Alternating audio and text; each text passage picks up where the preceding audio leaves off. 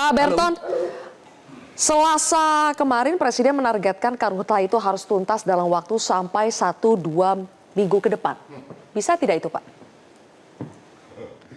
Ya, jadi kita nggak bicara tentang, saya kira itu Bapak Presiden itu memang tidak bicara 1-2 minggu, tapi yang jelas adalah, ayo seluruh komponen bangsa ini, mari sama-sama untuk melakukan apa namanya penanganan bencana karhutla ini. Jadi semua dikerahkan, semua dilakukan karena begini Mbak, kita tahu bahwa banyak sekali kendala dalam hal melakukan apa namanya pengendalian dan penyebaran api ini.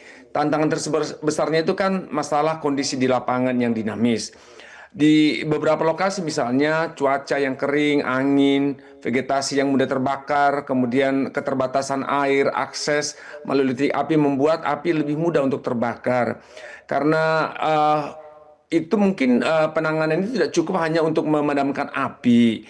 Satgas darat dan Satgas udara harus bekerja secara terpadu tentu ini, mulai dari deteksi dan verifikasi titik api, kemudian pemadaman dilakukan, penyekatan, hingga pendinginan dan pemantauan kembali ya, untuk memastikan api itu memang benar-benar padam. Jadi seperti yang kita tahu bahwa karhutla ini pada dasarnya kan apa namanya gambut. Gambut itu ketika sudah terbakar itu potensiali terlihat apinya yang di atas saja, padahal di bawah kita tidak lihat. Nah, ketika itu di atas permukaan sudah padam, belum tentu di bawah. Jadi ini memang pernyataan beliau itu kami mengamini bahwa mudah-mudahan 2-3 minggu ini bisa selesai. Tapi yang paling penting di situ adalah bagaimana kita semua berkomitmen untuk menyelesaikan ini. Dan itu kita lakukan, Mbak. Oke, jadi memang banyak api yang tersembunyi jauh ya di dalam lapisan gambut, Pak Berton. Tapi di satu sisi kita tahu ada ya katakanlah kalau Pak Berton menyebutnya bukan target, kita berharap ini secepatnya bisa selesai. Lalu adakah cara baru atau terobosan yang bisa kita ambil untuk bisa menyelesaikan, menuntaskan persoalan karhutla terutama di lahan gambut secepatnya, Pak? Langkah andalan kita itu apa? Apakah OMC dengan operasi modifikasi cuaca atau apa yang menjadi andalan kita? Jadi kita kan sekalian menangani, sekali juga melakukan pencegahan. Jadi pencegahan penyebaran itu dilakukan sejak api terdeteksi. Jadi ada satgas darat maupun satgas udara yang sudah dilakukan. Nah, tim segera tentu melakukan verifikasi dan melakukan pemadaman awal, sekaligus melakukan penyekatan untuk membatasi pergerakan api. Satgas darat diperkuat dengan pompa, selang, mobil tangki, kemudian dan sumber air tentu.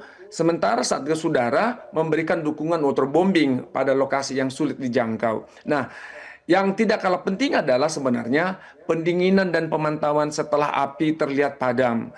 Nah, karena kita harus memastikan tidak ada bara yang dapat kembali menyala.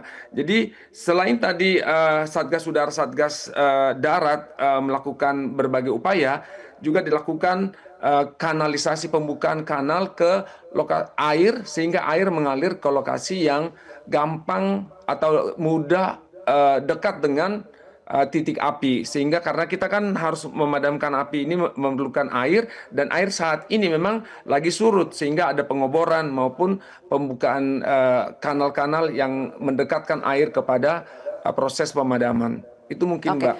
Baik, Pak Berton, saya mungkin juga harus tanya ya, karena dampak kesehatan terhadap warga itu sudah mulai dirasakan bukan hanya oleh warga Indonesia yang wilayahnya terbakar, tetapi juga sampai ke luar negeri, ke negara tetangga. Jadi apa juga langkah yang dilakukan oleh BNPB untuk mengantisipasi atau untuk menanggulangi dampak negatif kesehatan terhadap warga yang terpapar karhutla ini, Pak? Ya, tentu pemerintah selalu akan melakukan perlindungan masyarakat ya, termasuk dari asap. Ini menjadi bagian penting dalam penanganan karhutla.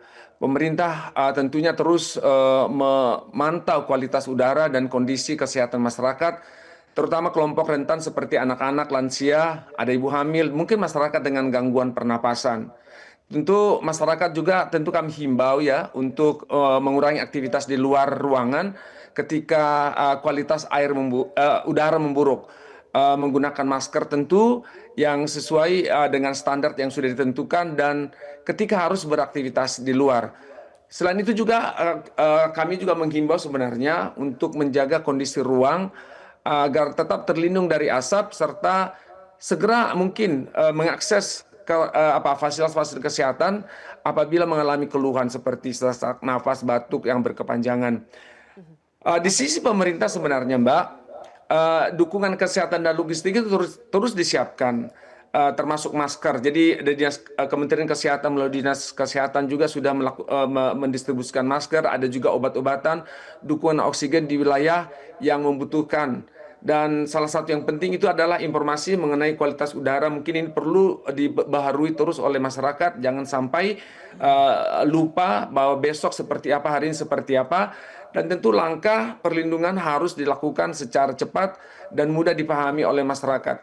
Ini beberapa langkah mungkin untuk mengantisipasi, memitigasi terjadinya dampak Baik. apa yang besar terhadap kesehatan masyarakat wilayah terdampak Oke. asap.